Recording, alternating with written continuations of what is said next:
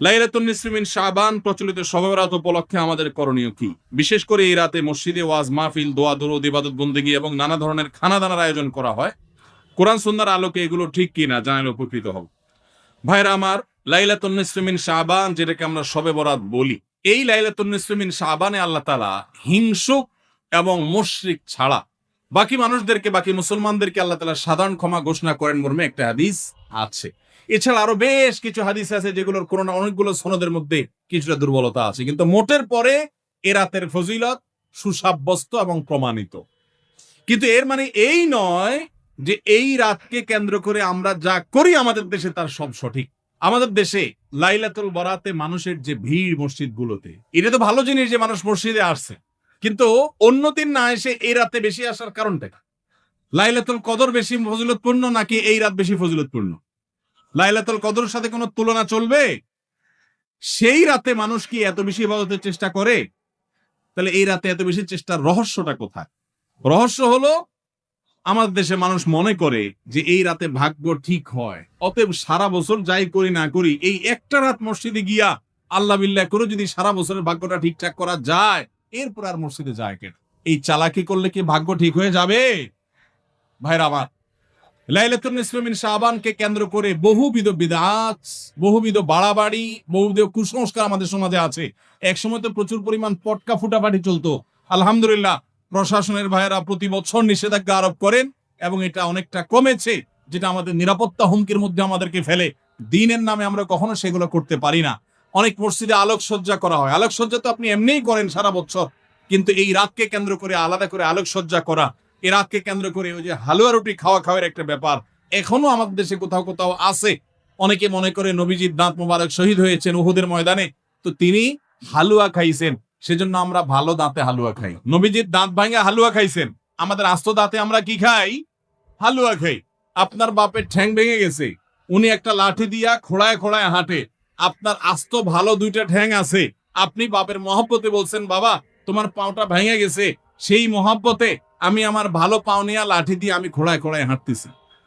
কি বলেন? বাপ খুশি হবে? খুশি হবে? বলবে এটা তো বেয়াদবি, তামাশা করতেছ আমার সাথে, আমার ভেঙাইতেছ। নবীজি সাল্লাল্লাহু আলাইহি সাল্লাম দাঁত মোবারক শহীদ হয়েছে বাতিলের বিরুদ্ধে জিহাদ করতে গিয়ে। আপনি বাতিলের সাথে আঁতাত করবেন আর হালুয়া খায়া নবীজির সুন্নাত আদায় করবেন, এর চেয়ে বড় হাস্যকর জিনিস আর হতে পারে না। অতএব সব ধরনের বাড়াবাড়ি কুসংস্কার আমাদের বন্ধ করতে হবে। এমনকি এই রাত উপলক্ষে মসজিদে দোয়া দরুদের জন্য সমবেত হওয়া, এ রাতে মানুষকে ডাকাডাকি করে একেবারে এই রাতের ফজিলতের জন্য মসজিদে সবাই একত্র হওয়াকে যারা জরুরি মনে করেন তারাও ভুলের মধ্যে আছেন। ব্যক্তিগত ইবাদতে আল্লাহর ক্ষমা পাওয়ার জন্য চেষ্টা করতে পারেন, সেটা ভিন্ন বিষয়। আল্লাহ আমাদেরকে বুঝার তৌফিক দান করুন। আমাদের দেশে কেউ মারা গেলে চল্লিশা বা জমাত খাওয়ানো হয়, এটা জায়েজ আছে কিনা? ভাইরা আমার, বাংলাদেশের সবচেয়ে শক্তিশালী বেদাত হলো এই বেদাত। এর চেয়ে বড় শক্তিশালী বেদাত এদেশে আর নাই। এই ঠিক ঠিক বলা মানুষ বহু লোক আছে জমাত খায় বেড়ার। এই বরগুনার আমাদের অফিসে কিছু স্টাফ আছে, বরগুনার 2-3 জন আমার পরিচিত। তো এরা, আমি শুনছি যে তাদের একটা গ্রুপ খুলছে, তারা ফেসবুকে না যেন হোয়াটসঅ্যাপে গ্রুপ খুলছে, জমাত খাওয়ার গ্রুপ। কোথায় কখন কে মরে, কোথায় কার মরার খাওয়ান হয়, ওই গ্রুপে জানাই দিলে সবাই দলে দলে সেখানে চলে যায়। এটা তারা এক এক ইউনিয়নের এক একজন মিলে এটা করছে, যাতে কোনো ইউনিয়নের জমাত যাতে মিস না হয়। তো ভাই, এটা হলো সবচেয়ে শক্তিশালী বিদআত। কেন? আমি একটা কথা প্রায় বলি, আপনি গুগলে গিয়ে, সবার হাতে হাতে এখন আজকাল মোবাইল আছে, স্মার্টফোন আছে, গুগলে গিয়া শ্রাদ্ধ লিখে সার্চ দিবেন, তালিব্য রফালা আকার দয়ের পিঠে বড় ধ, শ্রাদ্ধ। শ্রাদ্ধ লিখে যদি আপনি সার্চ দেন, আপনি দেখবেন সার্চের যে রেজাল্ট আসবে আপনার চোখ খুলে দিবে। কি? হিন্দুদের মধ্যে একটা ধারণা আছে, সেটা হলো যদি কোনো মানুষ মারা যায়, তার মৃত্যুর পর এলাকাবাসী আত্মীয় স্বজন সবাইকে দাওয়াত দিয়ে না খাওয়ানো হলে ওই লোক স্বর্গে সোনা দানা পায়, খাওন পায় না, সে না খায় কষ্ট করে। এই জন্য ওই লোকের জন্য যে খানা দানার আয়োজন করে, ওই অনুষ্ঠানের নাম হলো শ্রাদ্ধ। ওইটার নাম কি ভাই? শ্রাদ্ধ। গুগল করে দেখেন, পেয়ে যাবেন হাতের কাছে। আমাদের সাবকন্টিনেন্টে যেহেতু হিন্দু ভাইদের সাথে আমাদের সামাজিক সহাবস্থান আছে, তারা তাদের ধর্ম পালন করেন। আমি তাওহীদবাদী, আমি ইমানদার, সেই জায়গা থেকে আমি শিরকে আল্লাহর নিকট সবচেয়ে অপরাধ মনে করে বাঁচার চেষ্টা করি, কিন্তু তারটা তিনি করেন, তারটা তিনি করে, এটা তার ব্যাপার। কিন্তু তাদের সাথে মিশার ফলে তাদের অনেক সংস্কৃতি আমাদের মুসলমানদের মধ্যে চলে আসছে, আমরা টেরও পাই নাই। এই যে মানুষ মারা যাওয়ার পরে যে খাওয়ার অনুষ্ঠান মৃত ব্যক্তির ওয়ারিসদের উপরে চাপানো হয়, এটা ওই শ্রাদ্ধ থেকে এসেছে। এটা ইসলামে নাই, ইসলামে আছে উল্টাটা। উল্টা কি? একটা মানুষ মারা গেছেন, নবী সাল্লাল্লাহু আলাইহি সাল্লাম বলেছেন অমুক মারা গেছেন, তার পরিবারের লোকদের জন্য তোমরা খাবারের ব্যবস্থা করো। কেন? কারণ তাদের রান্না করার মতো মানসিক অবস্থা নাই।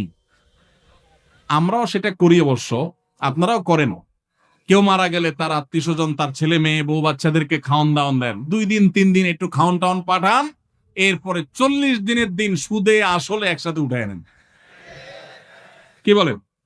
খাবার পাঠান গামলায় করে একটু, আর খাওয়ার সময় গোটা গরুটা খেয়ে ফেলেন এলাকার মানুষ। বাপ মারা গেছে, আপনি খুশি না বেজার? খুশি না বেজার? আপনার মা মারা গেছে, আপনি খুশি না বেজার?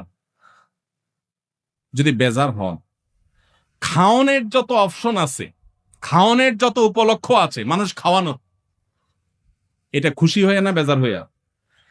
যেমন মানুষ বিয়ে করছে, খুশির চোটে অলিমা খাওয়ায়, এটা সুন্নাত। কারোর বাচ্চা হয়েছে, খুশি, এজন্য সে আকিকা খাওয়ায়। কারোর ছেলেটা পাস করছে, সে খুশি হয়েছে, এজন্য সে আটার দলা খাওয়ায়, মিষ্টি খাওয়ায়।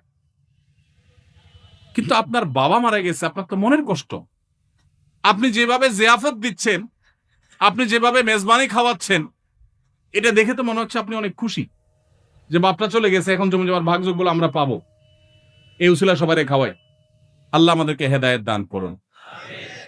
শক্তভাবে এই বেদাত আমাদের সমাজ থেকে দূর করতে হবে ইনশাআল্লাহ। আমাদের সচেতন হতে হবে। আপনার বাবা মা মারা গেছেন, ওনাদের জন্য আপনি কি করবেন? দোয়া করবেন, ইস্তেগফার করবেন, চোখের পানি ফেলবেন, দান সাদাকা করবেন।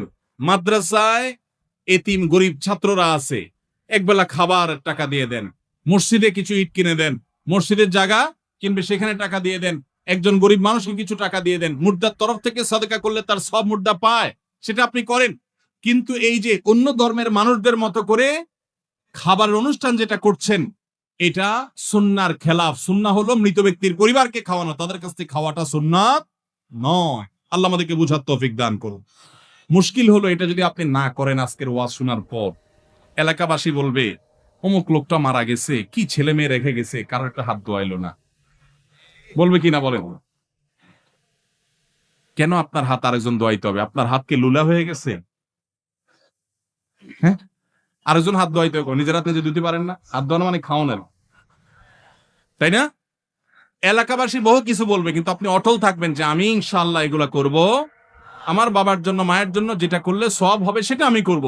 নবীজি সাল্লাল্লাহু আলাইহি সাল্লামের কাছে এক সাহাবী এসে বলছেন, ইয়া রাসূলুল্লাহ, আমার মা মারা গেছেন, আফা আহুজ্জু আনহা, আমি কি তার পক্ষ থেকে হজ করতে পারি? নবীজি বলেছেন, নাম, অবশ্যই করতে পারো। এগুলো হলো সুন্নাত। আমরা সুন্নাত বাদ দিয়ে এখন বেদাতকে আলিঙ্গন করে ফেলেছি। আল্লাহ আমাদেরকে হেদায়েত দান করুন। as-Sunnah Foundation